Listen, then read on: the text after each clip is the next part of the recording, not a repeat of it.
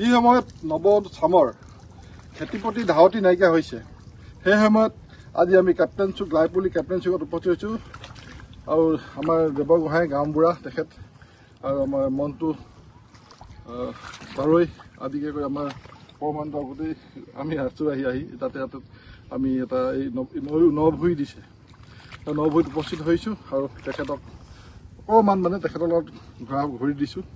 আমি এটাই আশা কৰোঁ যে নৱ প্ৰজন্মই আজি যি খেতি বাতি এৰিছে আৰু উজনি অসমত দেখিছোঁ যে বহুত পথাৰ এনি পৰি আছে। সেয়েহে আমি ভাবোঁ যে তেখেতসকল উৎসাহ দিবৰ বাবে এই এনেধৰণৰ এটা অনুষ্ঠান তেখেতে কৰিলে আৰু তেখেতে নভুই যোগেদি এটা বাৰ্তা দিব গৈছে যে মাটিবিলাক এনি পৰিব নালাগে, মাটি আমাৰ, পথাৰ আমাৰ, খেতি আমাৰ, এইটো হ'ব লাগে। আমি আশা ৰাখিছোঁ যে নতুন প্ৰজন্মই উৎসাহ পাওক আৰু আমাৰ যি দৰা মাটি পৰি আছে খেতি নকৰাকৈ, তো খেতিলৈ মন দিয়ক। খেতি আমাৰ প্ৰধান মূল। আমি খেতিৰ পৰা আমি কৃষিজীৱী ৰাইজ, অসমৰ ৰাইজ কৃষিজীৱী আমি সকলোৱে জানো, কিন্তু কৃষিৰ পৰা আমি সদায় আঁতৰি আছোঁ।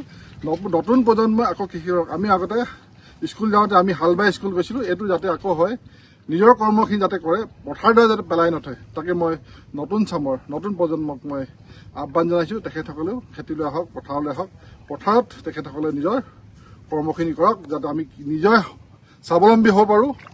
খেতি হিচাপে আমি সকলো খেতি যাতে আমি শাক পাচলি হওক, ধান ফল মূলে হওক, যাতে আমি ইয়াত উৎপাদন কৰি আমি অসমৰ যাতে নিজৰ ওপৰত স্বনিৰ্ভৰশীল হ'ব পাৰোঁ, তাৰে কামনা কৰিছোঁ।